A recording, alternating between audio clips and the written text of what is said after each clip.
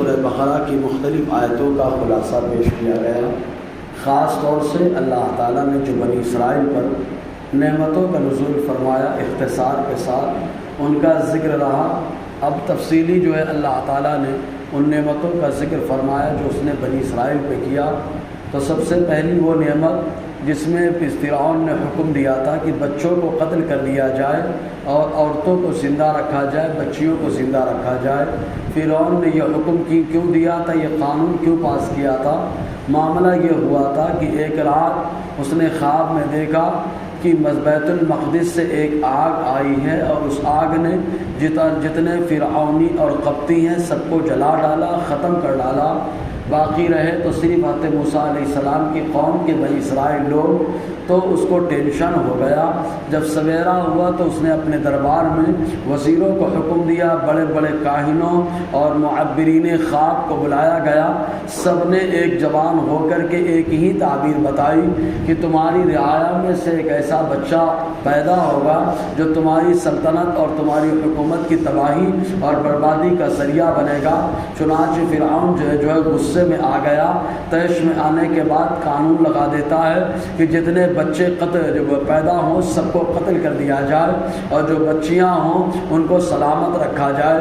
چنانچہ اللہ تبارک و تعالیٰ کی مرضی، ادھر بچوں کو قتل کیا جاتا رہا، بچیوں کو چھوڑا جاتا رہا۔ موت کا بازار ایسا گرم ہو گیا کہ فرعونیوں کے یہاں پہ بنی اسرائیل کے لوگ جو عمر دراز تھے، معمر تھے، وہ کام کیا کرتے تھے، ان کا بھی انتقال ہونے لگا۔ بچوں کو قتل کیا جا رہا ہے، بڑے بوڑھے انتقال کرنے لگے۔ تو فرعون کی قوم نے خود آ کر فرعون سے کہا اگر یہی حال رہا تو ہم لوگوں کو خادم اور کام کرنے والے کہاں سے ملیں گے، اس لیے کہ بڑے بوڑھوں کا انتقال ہو رہا ہے اور بچوں کو قتل کیا جا رہا ہے۔ تو اس نے حکم دیا ایسا کرے کہ 1 سال بچوں کو قتل کیا جائے، 1 سال چھوڑ دیا جائے۔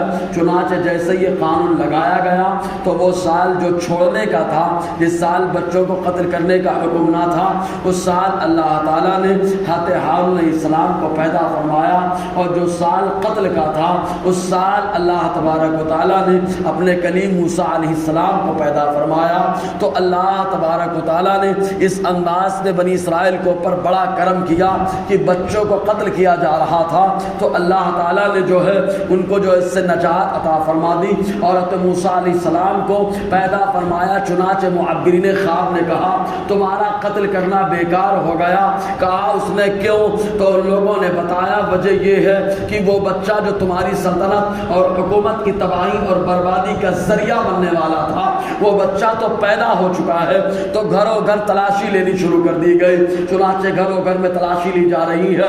اللہ تبارک و تعالیٰ نے سورہ طٰہٰ کے اندر ذکر فرمایا کہ حضرت موسیٰ علیہ السلام کی والدہ جن کا نام یوحانز ہے ان کو پیغام دیا، چونکہ حضرت موسیٰ علیہ السلام کے والد بہت پہلے پردہ فرما گئے، تو آپ کی والدہ نے ایک تابوت بنایا اور تابوت کو چاروں طرف سے کپاس اور روئی سے جو ہے بند کر دیا اور اس انداز میں بنایا کہ پانی اندر نہ آنے پائے۔ اس میں حضرت موسیٰ علیہ السلام کو لٹا دیا اور لٹانے کے بعد اپنی بیٹی جن کا نام کلثوم ہے ان کو دیا اور کہا دریا میں ڈال دو۔ چنانچہ آپ کو دریا میں ڈالا گیا۔ آپ کی بہن لکڑی کا بہانہ لے کر کہ لکڑی چننے کے لیے نکلی ہوئی ہے، دریا کے کنارے کنارے چل رہی ہے۔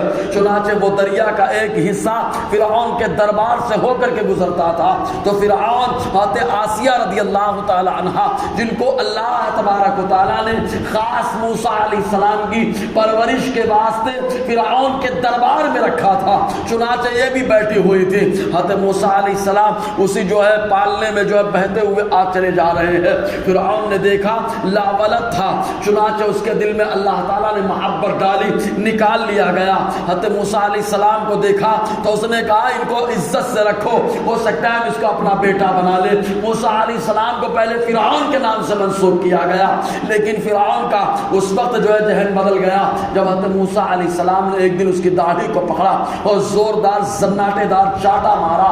جب چاٹا مارا تو اس نے کہا ڈاؤٹ ہوتا ہے کہ یہی بچہ ہے جس کی وجہ سے میری حکومت اور سلطنت تباہ اور برباد ہو جائے گی۔ تو کہا اس کو آزمایا جائے۔ حضرت آسیہ نے کہا بچہ ایسے ہی مار دیا ہوگا، کہا نہیں نہیں معاملہ وہی لگتا ہے۔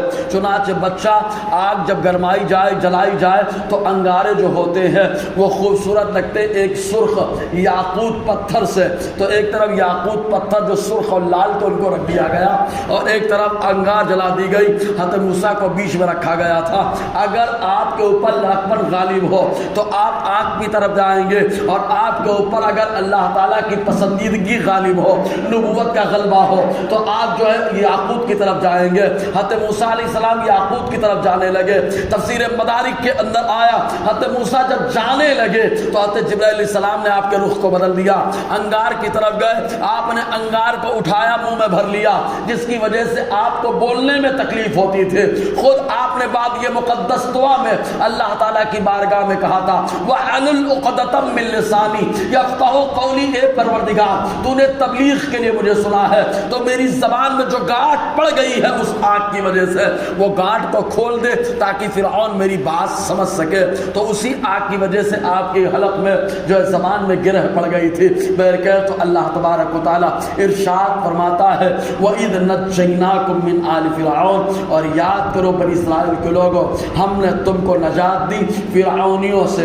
حضرت موسیٰ علیہ السلام کے زمانے میں جو فرعون تھا، فرعون جو مصر کا بادشاہ ہوتا، اس کا لقب فرعون ہوتا تھا، تو اس کا نام تھا ولید بن مصعب بن ریان، جس کی عمر 400 سال سے بھی زیادہ رہی۔